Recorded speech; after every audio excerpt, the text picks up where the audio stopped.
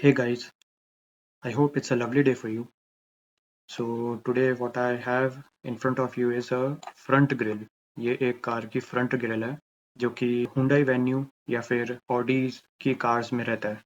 इस टाइप का डिज़ाइन काफ़ी मैसिव ग्रिल एरिया प्रोवाइड करती है। सो ये ग्रिल में क्या क्या डिज़ाइन किया गया है वो मैं आपको पूरा बताता हूँ।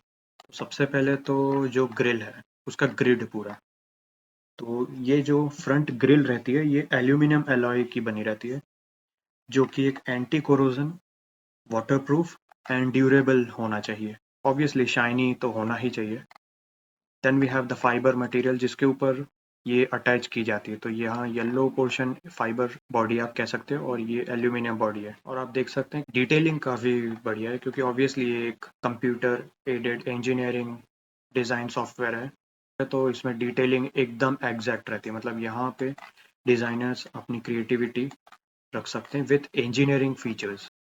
सो कितनी ग्रिड देनी है, ग्रिड मतलब ये जो बॉक्सेस, ये जो दो लाइनें क्रॉस हो रही हैं वो जब मिलके चार मिलके या इतनी सारी इनफाइनाइटली बहुत सारी जब मिल रही हैं तो वो ग्रिड्स बना रही है, इंटरसेक्ट हो रही है, वो ग्रिड्स हैं।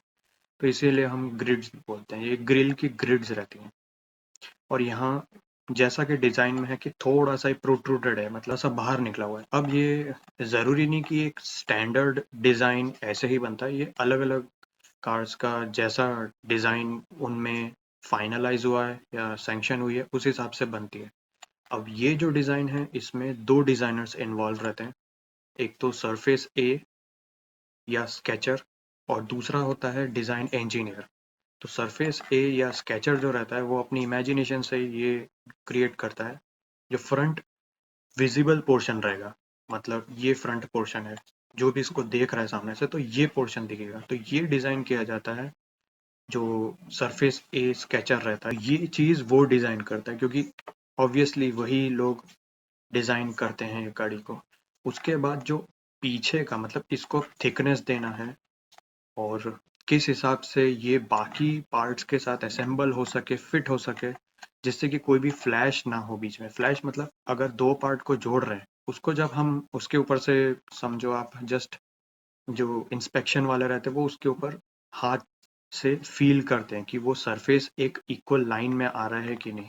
उसमें कहीं भी अप्स एंड डाउन या डिसकंटिन्यूटी है तो वो पार्ट एज अ फील्ड, मतलब अच्छे से वो डिज़ाइन नहीं किया गया या वो उसको री थिंक करना पड़ेगा, हमें उसे अच्छे से क्रिएट करना पड़ेगा, फिर से रीडिज़ाइन या उसे रिक्रिएट करना पड़ेगा। तो बी क्लास सरफेस रहती है, तो बी क्लास और सी क्लास सरफेस वो मैं आपको जब मैं ट्यूटोरियल्स दिखाऊंगा क्या किया गया तब मैं अच्छे से बताऊंगा।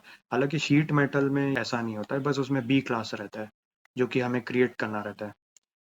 तो ये जो इंजीनियरिंग फीचर्स दे रहे हैं, जो भी नट बोल्ट्स एंड थिकनेस और भी एडजेसेंट पार्ट्स जो है उसके साथ वो फिट बैठ सके, ओवरऑल नीट एंड टाइडी लगे, तो उस चीज़ को जो डिज़ाइन इंजीनियर है वो क्रिएट करता है। तो इसमें अब क्या क्या दिया है वो मैं आपको अच्छे से शो करता हूँ। सो इसमें सबसे पहले जैसे मैंने बताया, ये जो येलो है ये आपका फाइबर बॉडी, उसके अंदर आपका एल्यूमिनियम ग्रिल हो गई। अब आते हैं हम, ये जो चीज़ आप सोच रहे होंगे कि ये क्या चीज़ है, ये एक्चुअली माउंटिंग ब्रैकेट्स हैं। माउंटिंग ब्रैकेट्स एक्चुअली में गाड़ियों में इसी टाइप का होता है, दूसरे भी कुछ अलग अलग डिज़ाइंस होते हैं लेकिन ऑटोमोबाइल इंडस्ट्री इसी टाइप का ब्रैकेट्स यूज़ किया जाता है। तो आप देख सकते हैं कि ऐसा सम्प जैसा है एंड देन ये होल्स हैं, इसी में ही दूसरा पार्ट के साथ ये फिट होगा एंड देन उसमें फास्टनर्स या स्क्रू बोल्ट या जो भी टेक्निक से उसको ज्वाइन कर रहे हैं, ज्वाइनिंग टेक्निक जो भी है वो यूज़ होता है। फिर ये जो हैं ये इनको रिब्स बोलते हैं।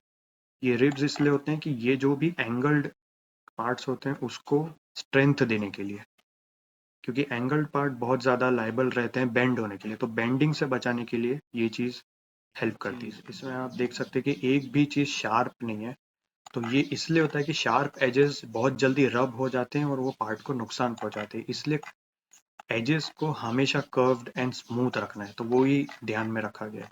फिर ये एक दूसरे टाइप का माउंटिंग है, ये बॉटम ऑफ द ग्रिल इस टाइप का माउंटिंग रहता है। फिर ये आप देख सकते हैं ये भी एक दूसरे टाइप का माउंटिंग है जिसमें क्लोज्ड नहीं है, ये ओपन है एक साइड से, तो इस टाइप का भी माउंटिंग है। ब्राउन कलर्स हैं, ब्राउन कलर के कंपोनेंट आपको दिख रहा है, ये पूरा का पूरा माउंटिंग के लिए यूज होता है। मतलब यहाँ स्क्रू एंड बोल्ट से टाइट किया जाएगा।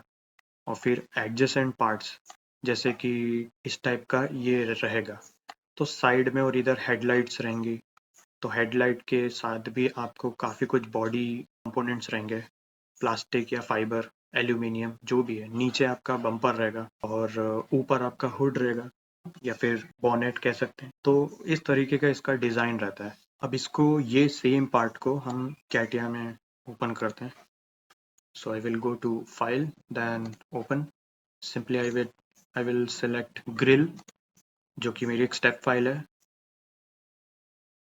सो ये ट्रांसफ़र कंप्लीटेड, ये मैसेज को ओके कर दो और फिर उसके बाद विंडो को ज़रा सेट कर लो वो पार्ट। तो ये हमारा इधर ओपन हो गया है।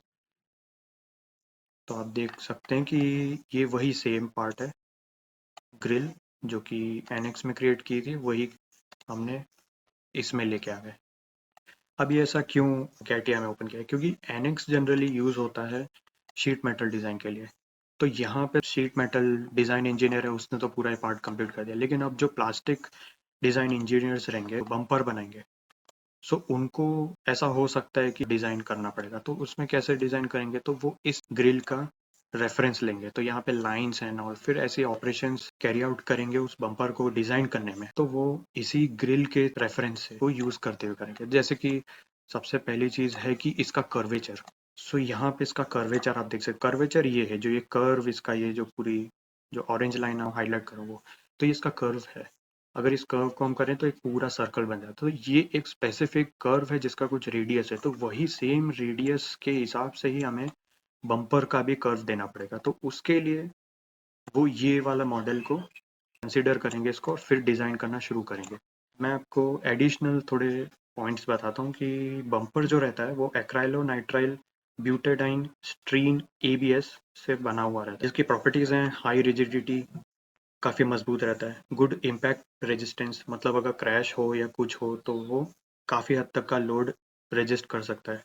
गुड इंसुलेटिंग प्रॉपर्टीज़ हैं, मतलब कि अगर उसमें कोई हम पेंट कर रहे हैं या कुछ उसके ऊपर है तो वो पेंट काफ़ी अच्छे से उसके ऊपर चढ़ जाता है। उसके बाद गुड वेल्डेबिलिटी, मतलब उसमें अगर वेल्डिंग कर रहे हैं तो काफ़ी इजीली वेल्ड भी हो जाता है। फिर high dimensional stability, dimensional stability तब आता है जब वो एनवायरमेंटल कंडीशंस में एक्सपोज हो रहा है और उसका जो डायमेंशन है, समझो वो कुछ 15 mm है उसकी लेंथ, तो वो सेम उस कोई भी एनवायरमेंटल कंडीशन में 15 mm ही होनी चाहिए। तो वो होता है हाई डायमेंशनल स्टेबिलिटी। उसके बाद हाई सरफेस ब्राइटनेस, मतलब इस लुक वाइज ब्राइटनेस अच्छी रहती है इसमें। इसी के लेफ्ट में जैसे ये आपका बम्पर है, ये आपकी ग्रिल है, इसके नीचे ये जो हैं दो माउंट, ये नीचे के बम्पर में लगेंगे लेफ्ट साइड में, और राइट साइड में इन दो से जॉइन होगा। ऊपर हेडलाइट असेंबली रहेगी वो, तो उसके साथ ये पूरा जॉइन होगा। तो वो कार का कंपोनेंट या कार का कैसा डिज़ाइन है उसके ऊपर है।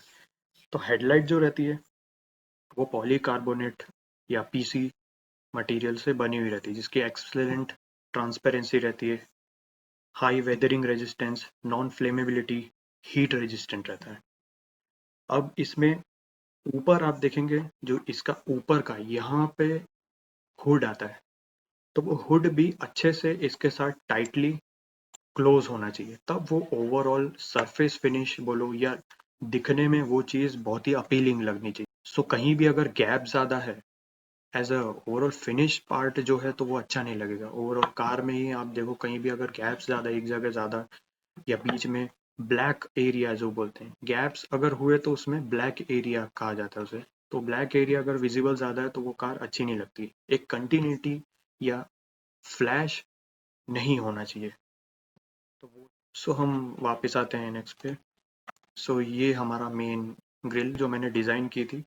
सो मैंने उसके प्रॉपर्टी के बारे में बताया क्यों है। अब ये ग्रिल होती क्यों है, ये फेस लिफ्ट रहता है, उसका मेजर पोर्शन यही ऑक्यूपाई करती है। साथ ही साथ ये इंजन एंड और भी जो मैकेनिकल कंपोनेंट्स रहते हैं, जो मूविंग पार्ट्स, उसको कवर करती है। देन थर्ड ये रहता है कि इसमें से इंजन में एयर चाहिए, क्योंकि फ्यूल एंड एयर का मिक्सचर ज़्यादा है, तो एयर तो हमें एनवायरनमेंट से लेंगे, तो वही एनवायरनमेंट से एयर इस ग्रिल के थ्रू अंदर जाती है।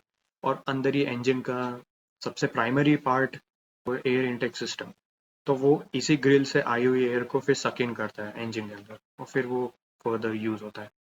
सो इस तरीके से एक डिज़ाइन किया जाता है और इसमें जो भी कंपोनेंट्स और ये लगे तो एक्चुअल में ऑटोमोबाइल में इसी टाइप का यूज़ हुआ करता है। अलग अलग टाइप के डिज़ाइंस रहते हैं, ये तो बहुत सिंपल वे में मैंने बताया, लेकिन और भी इसमें अगर फीचर्स जैसे जैसे क्रिएटर्स ने जिस तरह से फाइनलाइज किया या पास किया है तो उस हिसाब से एक डिज़ाइन इंजीनियर उसको स्केचर जो रहेगा वो एक डिज़ाइन पेपर में करेगा और उसके बाद उसी पेपर को फिर कंप्यूटर सॉफ्टवेयर में डाला जाता है जो कि एक कंप्यूटराइज्ड ड्राइंग बन जाती है। सो ऐसे ही अगर कोई क्रिएटर ने इस तरीके का डिज़ाइन किया है तो उसको ऐसे ही 3D एंड फाइनल प्रोडक्ट में हम कन्वर्ट कर सकते हैं। तो वही design engineer and the creator या सरफेस स्केचर ये दोनों मिलकर, तो ऐसी टीम्स रहती हैं, तो वो पूरी टीम्स एक साथ काम करती है। तो डिज़ाइन की भी पूरी टीम रहती है, वो 10 लोग 12 लोग डिपेंड करता है कंपनी के ऊपर। तो इसी टाइप से कंपोनेंट को डिज़ाइन किया जाता है। That's it from my side. So do tell me how this grill is looking. So thank you.